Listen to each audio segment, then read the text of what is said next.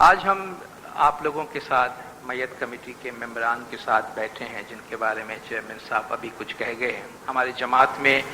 خدمت کے بہت سی کمیٹیز ہیں، خدمت کے بہت سے ایریاز ہیں جہاں مختلف طریقوں سے خدمات انجام دی جاتی ہیں۔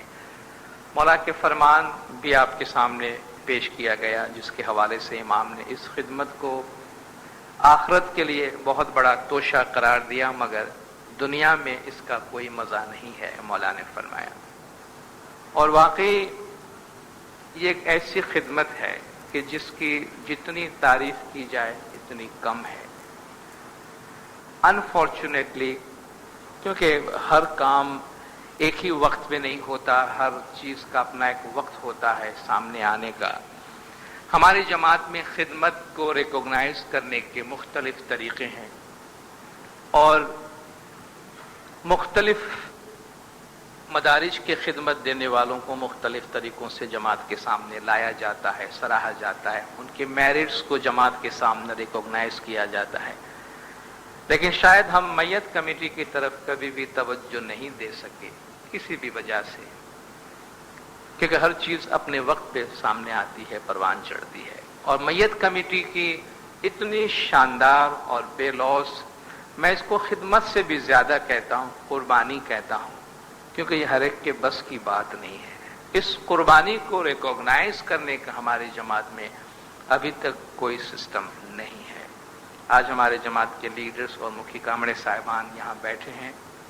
میں نے کریم آباد میں بھی گزارش کی تھی اور آج اپنی گزارش کو ریپیٹ کرنا چاہتا ہوں کہ ہم کوئی ایسا طریقہ ضرور نکالیں کہ جہاں ہم اپنی جماعت کے دوسرے خدمتگاروں کو ریکوگنائز کرتے ہیں کسی نہ کسی طریقے سے، اس طرح ہماری یہ خدمت جو ہماری جماعت کو سب سے مشکل وقت میں، سب سے آڑے وقت میں کام آتی ہے، اس کو ریکوگنائز کرنے کا کوئی نہ کوئی طریقہ بتایا جائے، لایا جائے، تاکہ ہماری جماعت کو پتہ چلے کہ یہ خدمت کتنی اہم ہے اور ہمیں کتنا بڑا اس سے سہارا ملتا ہے۔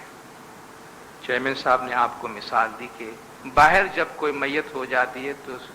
آپ یوں سمجھیے کہ اگربتی سے لے کے اور قبر کی مٹی تک، قبر کی زمین تک،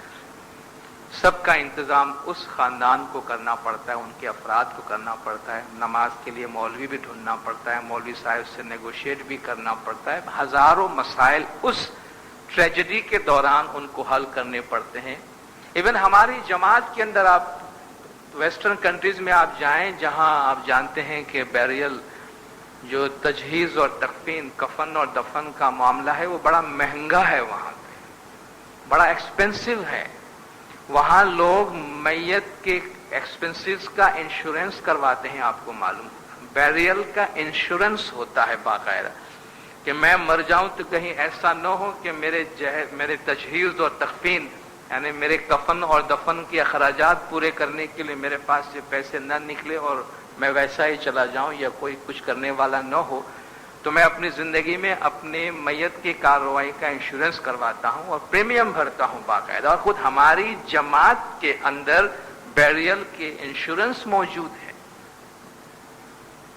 ہماری جماعت میں یہ پریمیم لیا جاتا ہے ویسٹرن کنٹریز کے اندر،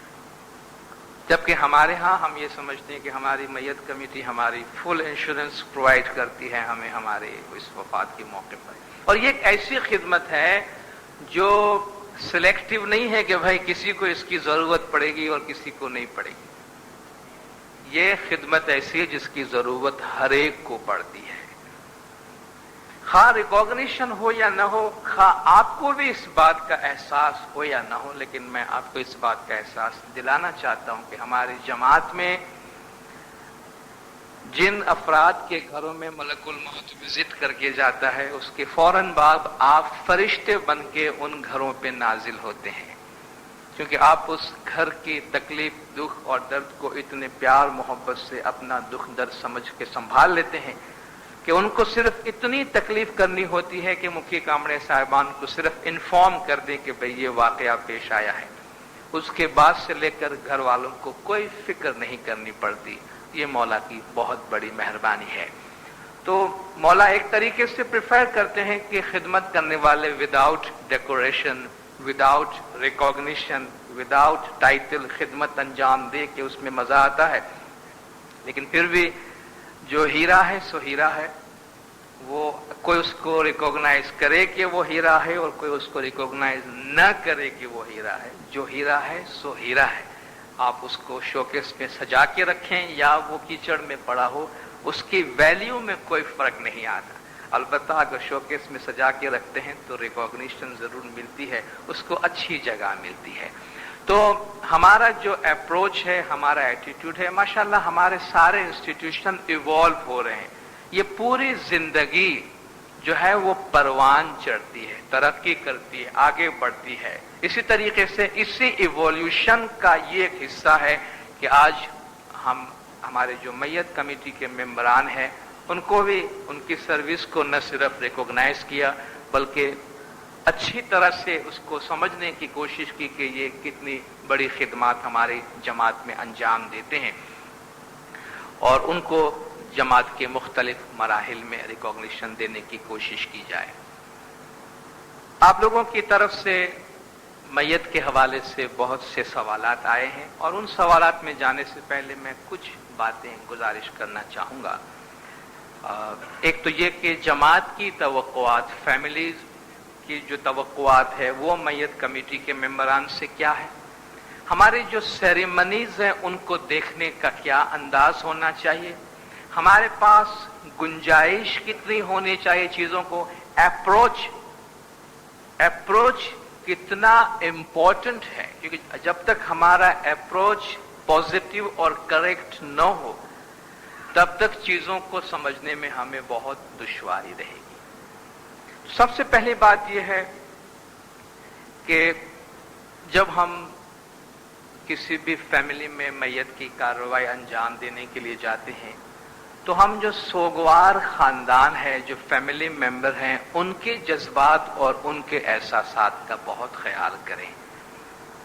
आप पूछेंगे भाई उसमें ख्याल करने का क्या है, हमारी तो ये ड्यूटी है। मैं ये अर्ज करना चाहूंगा इसमें कि इसमें ख्याल करने का यह है कि जब हम एक काम बार बार करते हैं, जब एक काम हम बार बार करते हैं तो वो हमारी एक रूटीन बन जाती है, हमारे लिए वो एक मैकेनिकल काम बन जाता है। मसलन आप ये अफोर्ड नहीं कर सकेंगे कि आप हर मैयत में जज्बाती तौर पर इन्वॉल्व हो जाएं कि बच्चों के फैमिली वाले रो रहे हैं इसलिए हमारा भी रोना जरूरी हो जाता है। तो अगर आप वहां रोने बैठ जाएंगे फैमिली वालों के साथ तो आप काम नहीं कर सकेंगे और आप ये अफोर्ड नहीं कर सकेंगे दिन में 2 मरतबा आप हर मैयत पे रोए जाकर। मुमकिन है पहली 1-2 मैयत में अगर आप गए तो शायद आपका थोड़ा खौफ आप पे तारी हुआ हो या अजीब सा महसूस किया हो, बाद में वो मैकेनिकल हो जाता है और जब वो मैकेनिकल हो जाता है तो आपका कोई कसूर नहीं, क्योंकि आपकी एक ड्यूटी बन जाती है, आप सुबह शाम उसमें लगे होते हैं, आप अपना रूटीन पूरा करते हैं। लेकिन जिस घर में सान्हा होता है उनके लिए ये वाकया मैकेनिकल नहीं है, उनके लिए ये वाकया रूटीन नहीं है, उनके लिए एक एक छोटी छोटी चीज जो है ना वो बड़ी अहमियत रखती है। मसलन आप मैयत को हैंडल किस तरह करते हैं, आपने मैयत को उठाया किस तरह है, आप सुबह शाम उठाते आपको मालूम है किस तरह उठाना है, लेकिन जिसका बच्चा गुजर गया है या जवान बेटा है या बुजुर्ग है उनके घर वालों के नजदीक अभी तक वो हयात है और वो चाहेंगे कि बड़े प्यार मोहब्बत से उनको हैंडल किया जाए, जो शायद हमें अजीब सा महसूस हो कि भाई ये क्यों हमसे इस किस्म की तवक्को रखते हैं, लेकिन वो ऐसा तवक्को रखने में हक बजानिब है क्योंकि उनके नजदीक उनके अहले खानदान में से उनका फैमिली मेंबर है जो पूरी इज्जत तो एहतराम का हकदार है और वो ये चाहते हैं कि उनको पूरे इज्जत तो एहतराम से उठाया जाए, जहां भी ले जाया जाए। तो कभी कभी अहले खानदान जो है वो ये कमेंट्स देते हैं कि भाई ये लोग बड़ी बुरी तरीके से मैयत को हैंडल करते हैं। जैसा मैंने आपसे जिक्र किया कि शायद हम सुबह शाम ये काम करते हैं तो हमारे लिए किसी सामान को यहां से वहां करने का वाकया होगा, मुमकिन है, ठीक है ना, क्योंकि हम सुबह शाम करते हैं तो हम तो इन चीजों को अफोर्ड नहीं कर सकते कि हम हर एक के डिटेल में जाए कि ये बंदा कौन था और उससे किसी का क्या लिंक है, चूंकि वो पॉसिबल नहीं है। लेकिन जिस घर में ये वाकया हुआ उनके लिए चीज बहुत अहम है। तो हम جس کو مولا فرماتے ہیں ایمپیتھی، یعنی سامنے والے کے جذبات میں شامل ہو گئے، جو ہے ذرا مشکل کام، لیکن سامنے والے کے جذبات میں شامل ہو اور ایسی کوشش کریں کہ سامنے والے کے اہل خاندان کے جذبات مجروح نہ ہو، اپریشیٹ کریں کہ نہیں اگر یہ اس وقت اتنے ایموشنل ہے، یہ ہم سے کچھ زیادہ توقعات رکھتے ہیں تو وہ حق بجانب ہے، کیونکہ وہ ذہنی طور پر جذباتی طور پر اس عالم میں ہے کہ اب ان کی رسپیکٹ ہمیں کی جانی چاہیے۔ تو ہم اگر میت کو اٹھاتے ہیں، رکھتے ہیں، لے جاتے ہیں، جس طریقے سے بھی اس کو ہینڈل کرتے ہیں، ہم اس چیز کا خیال رکھیں کہ اہل خاندان کے دل کو ٹھیس نہ پہنچے کہ ہم نے اتنے اپنے بچوں کو پیار محبت سے سنبھالا اپنے گھر میں، یہ تو اس طرح اٹھا کے لے گئے جیسے کہ بوری اٹھا کے لے گئے سامان کو۔ پر ان کو بھی یہ احساس ہو کہ جس طرح ہم نے اپنے بچے کو اپنے بچے کی طرح سمجھا، پیار سے رکھا، یہ لوگ بھی میرے بچے کو اتنے ہی پیار اور اتنی محبت سے لے جا رہے ہیں اور ہمارے جذبات کے ساتھ شامل ہیں۔ دوسری بات یہ ہے کہ میت کمیٹی کا کام ہی ایسا ہے، جیسے میں نے کہا کہ اس میں کوئی آپ اگر چاہیں تو بھی کوئی اچھی جگہ اپنے لیے نہیں بنا سکتے بیٹھنے کے لیے۔ مثلا عام طور پہ لوگ ایسی خدمات میں جانے کی کوشش کرتے ہیں کہ بھئی جہاں آپ اچھی کرسی پہ بیٹھیں، اچھے کمرے میں بیٹھے، اچھے کپڑے میں بیٹھے، دو چار آدمی آپ کو سلام کر کے جائے تو بڑا مزہ آتا ہے نا، اس خدمت میں سکون ملتا ہے۔ کیا مجھے کچھ لوگ سلام بھی کر جاتے ہیں یہاں پہ آ کے، لیکن آپ کا کام ایسا ہے کہ اس میں شاید آپ اچھے کپڑے پہننا بھی افورڈ نہیں کر سکتے، ٹھیک ہے،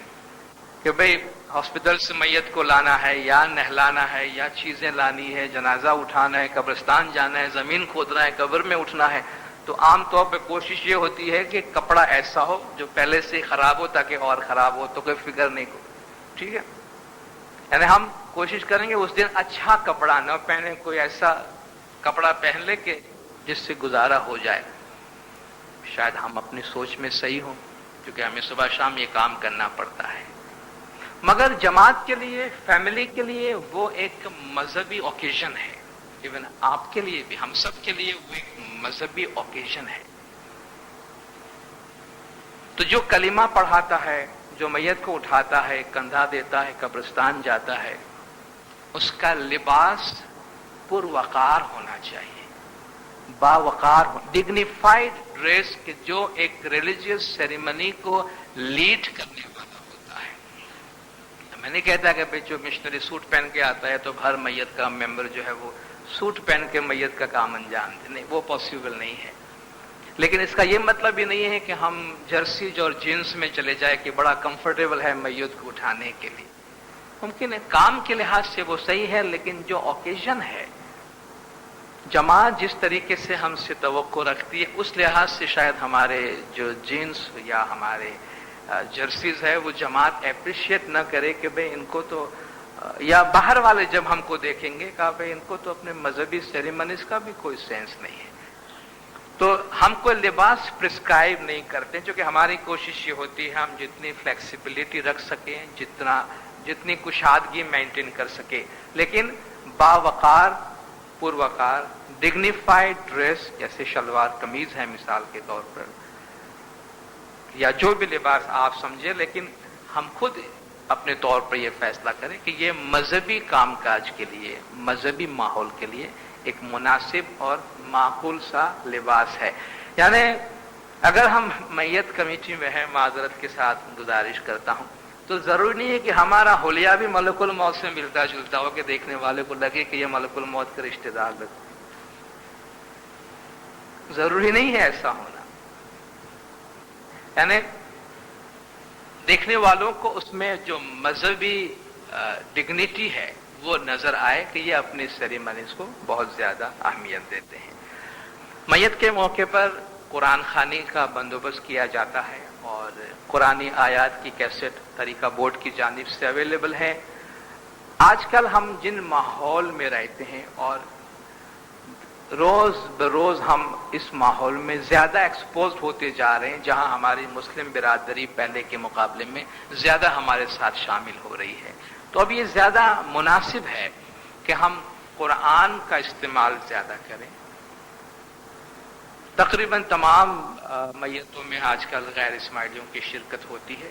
جو ہماری پیورلی اسماعیلی سیریمنیز ہیں، مثلا مکھی کامڑے صاحبان جب آتے ہیں اور چھانٹے کا کام انجام دیتے ہیں،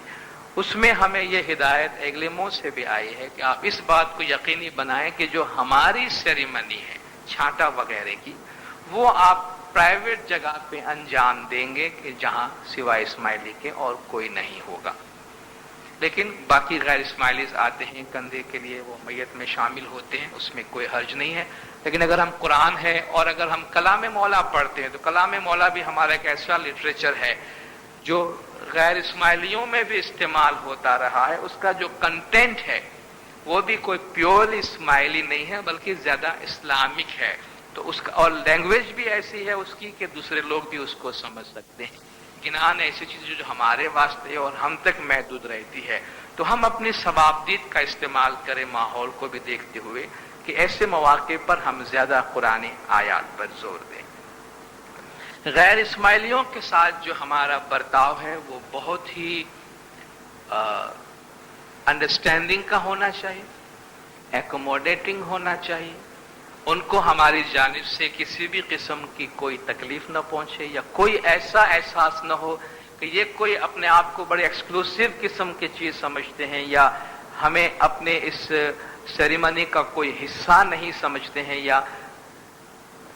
ان کو کسی طرح سے ہم الرٹ کرنے کی کوشش کرتے ہیں. اس قسم کا جو اپروچ ہے وہ نہیں ہونا چاہیے. اور جو ہدایت مولانا حاضر امام کی جانب سے مولانا حاضر امام کے سیکریٹریٹ سے بھی موصول ہوئی ہے، پیدائش، شادی بیاہ اور موت، ان تینوں مواقع پر سینسٹیوٹی ٹو کانٹیکسٹ پہ بڑا زور دیا گیا ہے کہ جو ماحول حالات کی جو نزاکت ہے اس کو سمجھنے کی بہت کوشش کرے اور ماحول اور حالات کی نزاکت کو دیکھتے ہوئے آپ کوئی فیصلہ کرے اور کوئی کام کرے.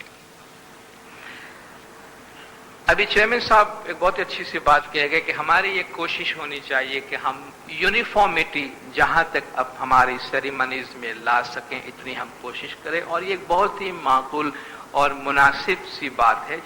جس کی ہمیں توقع رکھنی چاہیے اور اپنی جانب سے کوشش بھی کرنی چاہیے کہ ہم جہاں تک ممکن ہو اپنی سیریمنیز میں یونیفارمٹی پیدا کریں. لیکن اس یونیفارمٹی کے کانسیپٹ کے ساتھ ساتھ جو ہماری ڈائیورسٹی کا کانسیپٹ ہے اس سے ہمیں اپنی آنکھیں بند نہیں کرنی چاہیے اور ہم کر نہیں سکتے. یعنی مختلف ٹریڈیشنز ہیں، مختلف ثقافتیں ہیں، مختلف کلچرز ہیں، اور مذہب جو ہے وہ کلچر سے آزاد نہیں ہے. مذہب ثقافت سے آزاد انڈیپینڈنٹلی گرو نہیں ہوتا ہے، مذہب ثقافت کے اندر گرو ہوتا ہے. باہر کی بات چھوڑیں، خود ہماری اپنی جماعت کے اندر آپ لے لیجیے، ہم اس شہر کے اندر بھی ہم کتنے ڈفرنٹ ثقافتوں کے لوگ ہیں. ہم میں سے کچھ کے اسماعیلی ہوں گے، ہم میں کاٹھیاواڑ کے اسماعیلی ہوں گے، ہم میں سندھ کے اسماعیلی ہوں گے، ہم میں کراچی کی جماعتیں ہوں گی، ہمارے پاس پنجاب کے اسماعیلی ہوں گے، ہمارے پاس آج کل ناردرن ایریاز کی جماعتیں اور ہمارے پاس افغانستان کی جماعت. ہم سب اسماعیلی ہیں لیکن ہم سب کا اپنا اپنا کلچر ہے، ہم سب کا اپنا اپنا کلچر ہے اور اس میں رائٹ اور رانگ ہم نہیں لا سکتے. مثلا ہم میں سے کچھ اسماعیلی ایسے ہیں جو آپ دیکھیں گے کہ وہ چاند رات کے دن کھیر پوری بناتے ہیں، ہوگا ہے نا. اور کچھ اسماعیلی ہے چاند رات کو مچھی بھت بنائیں گے، وہ ان کو مذہب کا حصہ سمجھتے ہیں. تو نہ یہ کھیر پوری غلط ہے اور نہ یہ مچھی بھت غلط ہے، وہ ان کی ثقافت کا حصہ ہے، اس ثقافت کا جس میں اسماعیلی طریقہ پروان چڑھا ہے. اور یہ سب اسماعیلی ہے. آج آپ راول پنڈی کے جماعت خانے جا کے بیٹھیں گے تو آپ محسوس کریں گے آپ کابل میں بیٹھے ہیں، جہاں 80 سے 90% آپ کو افغانی نظر آئیں گے، 10% ہارڈلی کھوجے نظر آئیں گے. آج اگر وہاں کسی افغانی کا انتقال ہوتا ہے تو ہم کیا کریں گے؟ کیا ہم اس افغانی سے یہ کہیں گے چونکہ تم پاکستان میں ہو اور ان کونسل کے تحت ہو جن میں کھوجے بیٹھے ہیں اس لیے تمہیں ساری رسومات کھوجا طریقے سے کرنی ہوگی؟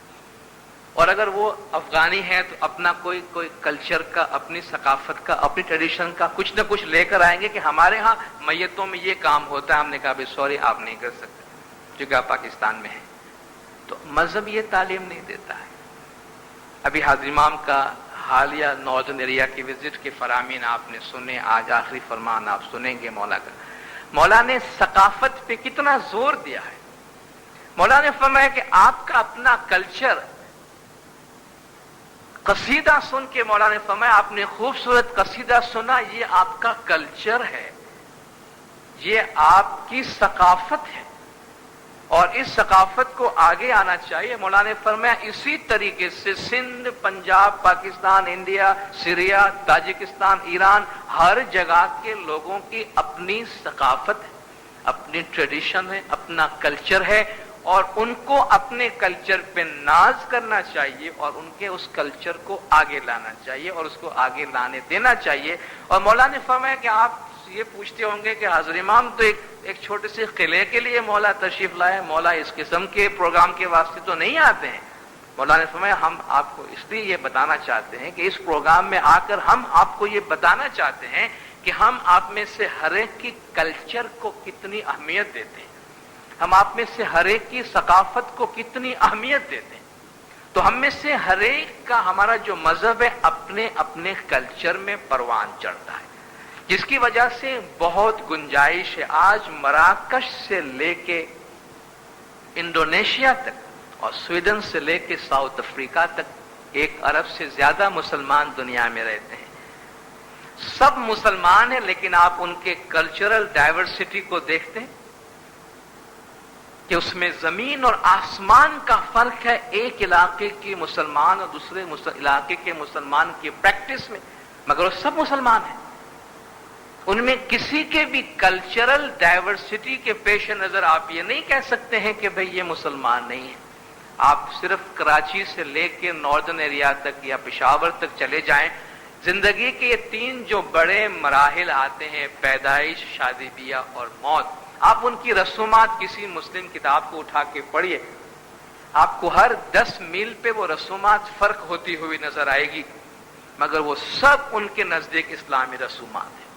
سندھ میں کیا کرتے ہیں، مکران میں کیا کرتے ہیں، بلوچی کیا کرتے ہیں، پنجاب میں کیا کرتے ہیں، سرائی کی بیلٹ میں کیا کرتے ہیں، پٹھان کیا کرتے ہیں، پشاور میں کیا ہوتا ہے، یہاں کیا ہوتا ہے. آپ دیکھیں اس میں کتنا فرق ہے،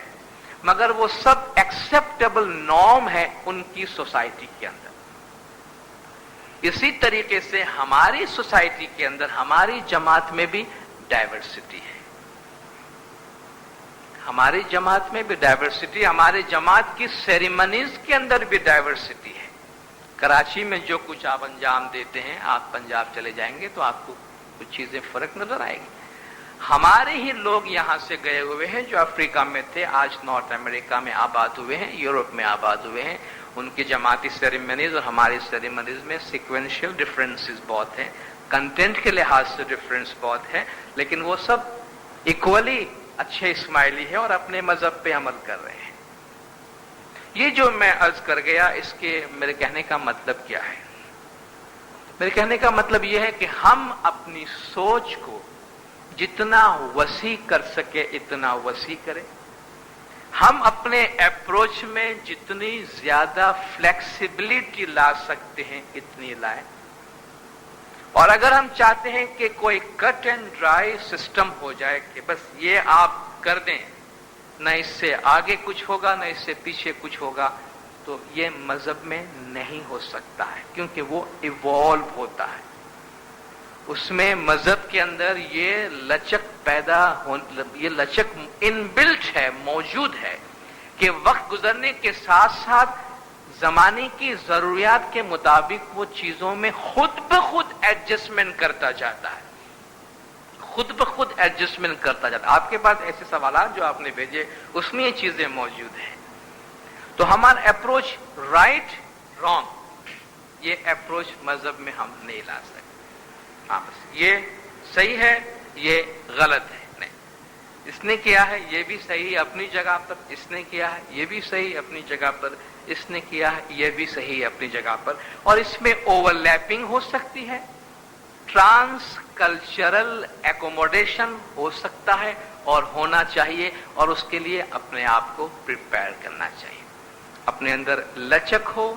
फ्लेक्सिबिलिटी पैदा हो, और जो कल्चरल डाइवर्सिटी है उसको एक्सेप्ट करने की और उसको एप्रिशिएट करने की कोशिश करें। कोई भी कल्चर किसी और पे डोमिनेट नहीं करता, और ना किसी कल्चर को जरूरत है किसी और कल्चर की वजह से अपना कल्चर कॉम्प्रोमाइज करे, क्योंकि वो इंसान के नेचर में नहीं है। इसलिए आप देखें, हाज़िर इमाम ताजिकिस्तान की जमात जैसे ही मौला के राब्ते में आई है तो मौला ने सबसे पहला काम क्या किया? हम बड़े एक्साइटेड हो रहे थे, बॉर्डर कंट्रीज खास तौर पे, कोई चलो जल्दी से जाके उनको अच्छे इस्माइली बनाते हैं। 70-75 साल हो गया, वो कॉन्टेक्ट में नहीं है, न उनके पास जमात खाना है, न नांदी है, न गिनान है, न सुक्रीत है, न आबे शफा है, न गटपाट है, न कुछ नहीं है। चलो जाके उनको हम धर्म देते हैं।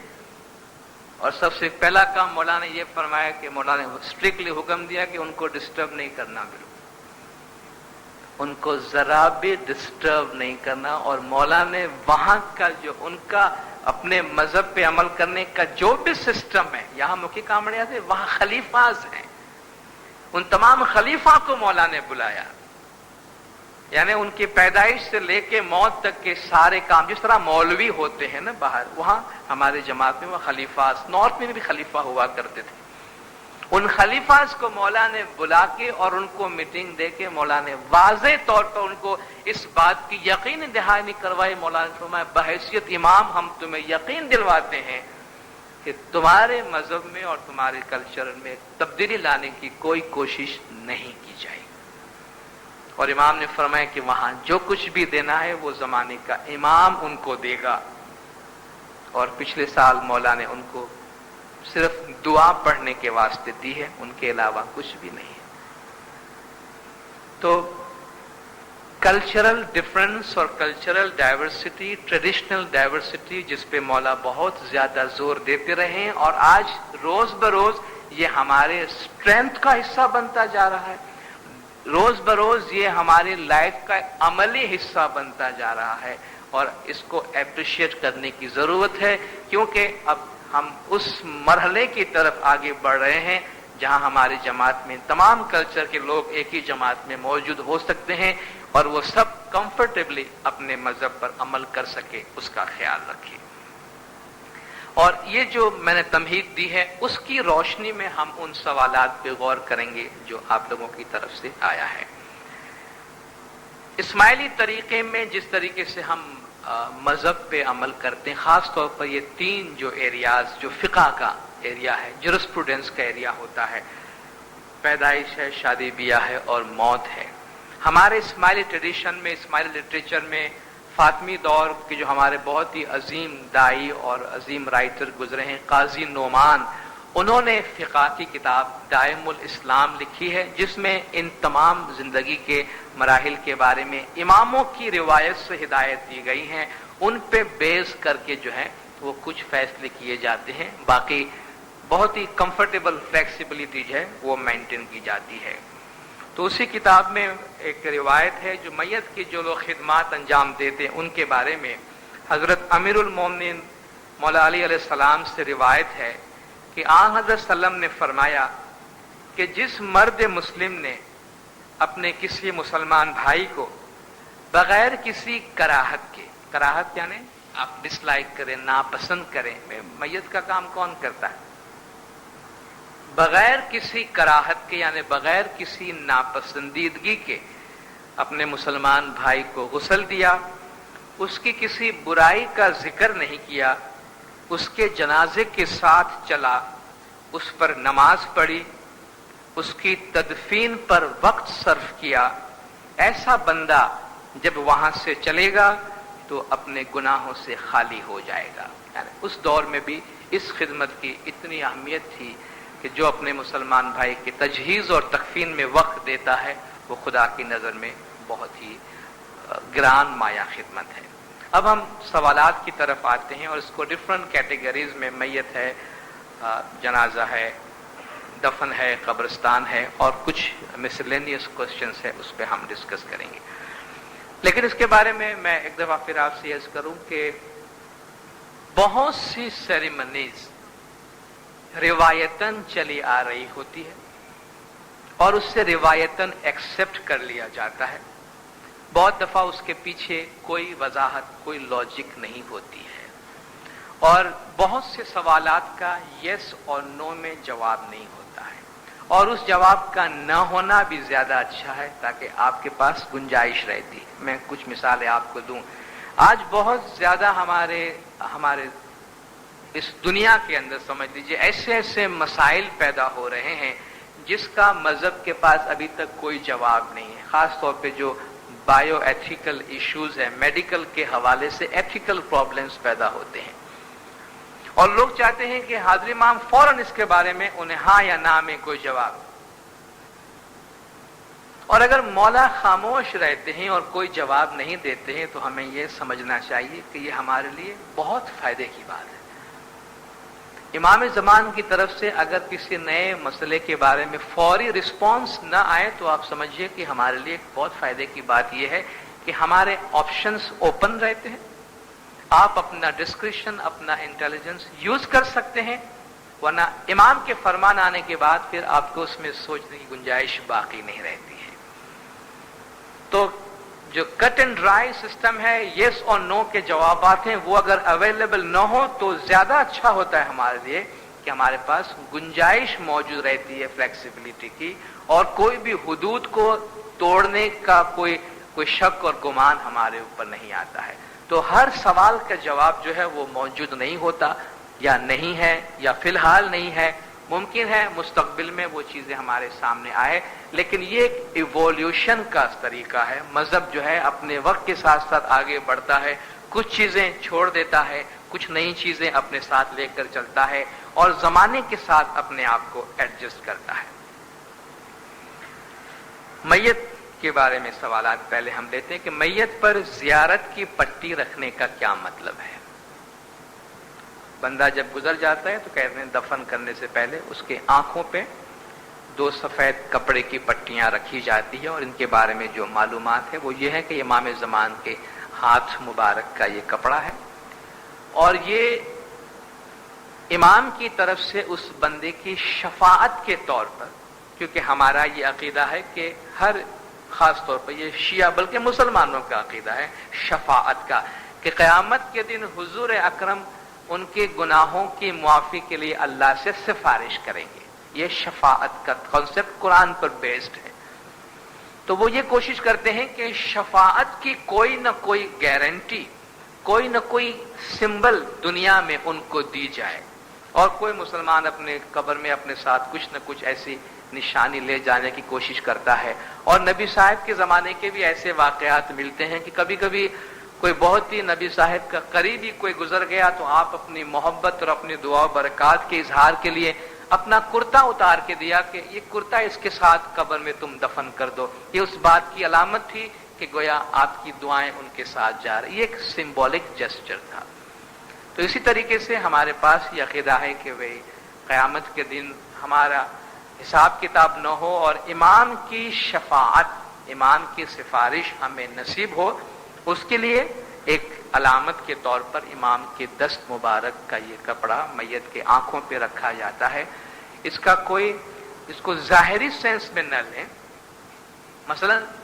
कि खुदा ने खास्ता कभी कोई ऐसी मैयत हो गई या कोई ऐसा वाकया हो गया कि अगर मैयत की आंखों पे पट्टी नहीं रखी जा सकी तो ये ना समझे कि वो शफात से महरूम हो गया क्योंकि पट्टी नहीं डाली गई उस पे। आप देखिए इसमें डेंजर ये है कि जब आप इस किस्म के यस और नो और राइट और रॉन्ग के फैसले में जाते हैं, ये एक सिंबॉलिक जेस्चर है और मैं यकीन से कह सकता हूं कि दुनिया के सारे इस्माइलियों के पास ये फैसिलिटी नहीं है, डेफिनेटली नहीं है। वो इस्माइली जो अभी मुश्किल से इमाम के राब्ते में आए हैं, डेफिनेटली उनके पास ये चीजें अवेलेबल नहीं होंगी, बहुत चीजें नहीं होंगी, लेकिन वो सब इमाम की शफाअत के साथ ही गए हैं। यानी हम उस कपड़े के टुकड़े को एक रियलिटी बनाकर या एसेंस बनाकर कि अब बस ये जो टुकड़ा है कपड़े का ये मेरे आखिरत की जमानत है, कुछ भी हो जाए ये जरूर होना चाहिए। ये हो तो अच्छा है, लेकिन अगर नहीं हुआ तो कोई बात नहीं, क्योंकि असल चीज इमाम की बैयत है اور امام کا قول ہے، امام کا فرمان ہے جس کے ساتھ وہ بندہ دنیا سے جاتا ہے۔ تو یہ امام کی شفاعت کی علامت ہے۔ میت کو چھانٹا کس طرح ڈالنا چاہیے، میرے خیال سے یہ اوور آل میت کمیٹی کا مسئلہ نہیں ہے، یہ مکھی کامڑے صاحبان کا کام ہے، اور مکھی کامڑے صاحبان کو اچھی طرح معلوم ہے کہ میت کو چھانٹا کس طریقے سے ڈالنا چاہیے، اور جس طریقے سے وہ ڈالتے ہیں وہ بالکل درست طریقے سے ڈالتے ہیں۔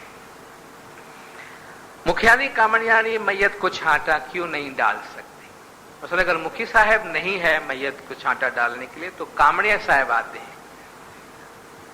بعض صورت میں اگر دونوں نہیں ہے تو شاید کوئی اپنے نمائندے کو بھیج دیتے ہیں، تو کہتے ہیں اس صورت میں اگر مکھی صاحب نہیں ہے تو مکھیانی ماں کیوں نہیں ڈال سکتی، خاص طور پہ لیڈیز کو۔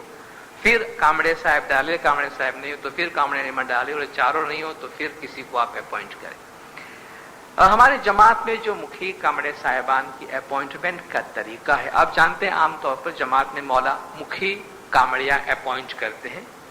مکھیانی کامڑیانی آٹومیٹیکلی اپوائنٹ ہو جاتی ہیں ان کے ساتھ۔ وہ کیا ہوتا ہے دراصل، وہ امر جو ہے وہ تو مکھی کے پاس ہے اور کامڑیا کے پاس ہے، اور وہ ساری جماعت کے مکھی ہے،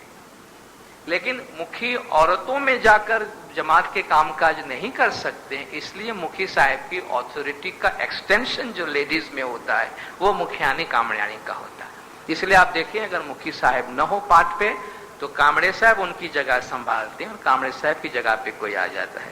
مکھی صاحب کامڑے صاحب دونوں نہ ہو، اور یہ میرے خیال سے ویمنس رائٹس جو آج کل جماعت میں آ رہی ہے بہت زیادہ، اور حاضر امام بھی خواتین کی حقوق پہ زور دے رہے ہیں، غالباً یہ اسی کا اثر ہے کہ اب مکھیانی کامڑیانی اپنا حقوق مانگ رہی ہیں جماعت میں، غالباً بجا طور پر کہ اگر مکھی نہ ہو تو مکھیانی امر دے، پھر اگر مکھیانی نہ ہو تو کامڑیا امر دے، کامڑیا نہ ہو تو کامڑیانی امر دے، یہ چاروں نہ ہو تو پھر مکھی کسی کو اپوائنٹ کرے۔ اینی اب تک ہمارے پاس ایسا سسٹم نہیں ہے، مکھی صاحب نہیں ہو تو کامڑے صاحب ہوتے ہیں، مکھی کامڑیا دونوں نہ ہو تو اپنی طرف سے جینٹس میں سے کسی کو وہ اپنی ثوابدید کے مطابق مقرر کرتے ہیں، مگر مکھیانی کامڑیانی جماعت پوری جماعت کا امر جو ہے وہ نہیں سنبھالتی۔ اس کی میں ایک اور بھی مثال دوں کہ مکھی کامڑیاں عام طور پہ ایک لحاظ سے جماعت کے پیش امام ہوتے ہیں، کیونکہ وہ جماعت کے جو سیریمنیز ہے اس کو ایگزیکیوٹ کرتے ہیں، اور دین اسلام میں مرد جو ہے وہ جب پیش امام بنتا ہے تو ایک جوائنٹ کانگریگیشن کی پیش امامت کر سکتا ہے۔ مرد ایک ایسے کانگریگیشن کی پیش امامت کر سکتا ہے جس میں مرد بھی ہو عورتیں بھی ہوں۔ عورتیں صرف عورتوں کی جماعت کی پیش امامت کر سکتی ہیں، مگر کسی بھی ایسی جماعت کی پیش امامت کوئی عورت نہیں کر سکتی جس میں مرد شامل ہو۔ تو اوور آل جو جماعت کی امامت ہے وہ آفٹر آل میل کے پاس رہتی ہے، اس لیے مولا نے اس کو حضرات کے پاس ہی رکھا ہے، باقی مولا کی مرضی، یہ امر دینا مولا کے ہاتھ میں ہے۔ چھانٹا ڈالنے کے بعد مکھی کامڑے صاحبان کو کب تک بیٹھے رہنا چاہیے؟ یہ سوال مکھی کامڑے صاحبان کی میٹنگ میں بھی آیا تھا کہ بھئی چھانٹا ڈالنے کے بعد وہ کتنے صلوات پڑھے، 1 پڑھے، 3 پڑھے، 7 پڑھے، 11 پڑھے، 1 منٹ بیٹھے، 2 منٹ بیٹھے، 5 منٹ بیٹھے۔ کریم آباد میں بھی ہم نے اس میٹر کو ڈسکس کیا تھا۔ اس کے لیے میری گزارش ہوگی کہ یہ مکھی کامڑے صاحبان کی ثوابدید پہ چھوڑیں کہ آپ دیکھیں کہ حالات کیا بتاتے ہیں۔ آپ پوچھیں گے بھئی اس میں حالات کا کیا ہے، میت میت ہے؟ نہیں، میت میت میں بھی فرق ہوتا ہے، میت میت میں بھی فرق ہوتا ہے۔ مثلا کچھ چیزیں ایسی ہیں جو نیچرلی ایکسپیکٹڈ ہیں، بھئی کوئی بزرگ مرد یا خاتون 80 85 90 سال کی بھرپور زندگی گزاری ہے اور بیمار ہے، تو ایک لحاظ سے اہل خاندان اس بات کے لیے تیار ہوتے ہیں کہ قدرت کا آخر ایک لمٹ ہے، ہر شخص چاہے گا زندگی بہت لمبی ہو، لیکن آپ اس حقیقت سے انکار نہیں کر سکتے کہ بھئی ایک ٹائم لمٹ آتی ہے، اور جب ان کے 100 سال پورے ہو جاتے ہیں تو اہل خاندان پریپیئر ہوتے ہیں کہ ایک normal death, natural death case کے طور پر وہ میت کی سیریمنی انجام دیتے ہیں، اور اگر اس میں مکھی صاحب کامڑے صاحب آتے ہیں اور چھانٹا دیتے ہیں اور چلے جاتے ہیں تو کوئی بہت بڑی بات نہیں ہے۔ لیکن آپ سوچیں کہیں کوئی ٹریجڈی ہے، بھئی خدا نہ خواستہ کسی کا جوان بیٹا ہے جس کا ایکسیڈنٹ ہوا ہے، اور پورا انوائرمنٹ جو ہے وہ چارجڈ ہے، بالکل ایموشنلی بہت زیادہ اپہیول ہے وہاں پہ، تو ایسے موقع پر جماعت کی بھی، فیملی کی بھی توقع ہوگی اور مکھی کامڑے صاحبان بھی چاہیں گے کہ मुखी कामड़े साहिबान ऐसे मरहले में इनिशिएटिव लेते हैं, घर वाले तवक्को करते हैं और मुखी कामड़िया खुद पहल करते हैं कि चलो भाई हम 10 मिनट पहले जाके फैमिली के साथ बैठते हैं, और इससे फैमिली को बहुत हिम्मत मिलती कि देखो हमारे इस ट्रेजेडी को मुखी कामड़िया साहिबान ने बड़ी अहमियत दी है। आप इसको ये न समझिए कि मुखी कामड़िया इसको इनजस्टिस करेंगे इसमें, या उनको इवन हैंडेड होना चाहिए, नो मैटर कैसे भी मैयत है उनको मैकेनिकल होना चाहिए, 3 छाता 1 2 3 और याले मदद खुदा हाफिज। नहीं हो सकता है, ऐसा नहीं हो सकता है। हमें जो ह्यूमन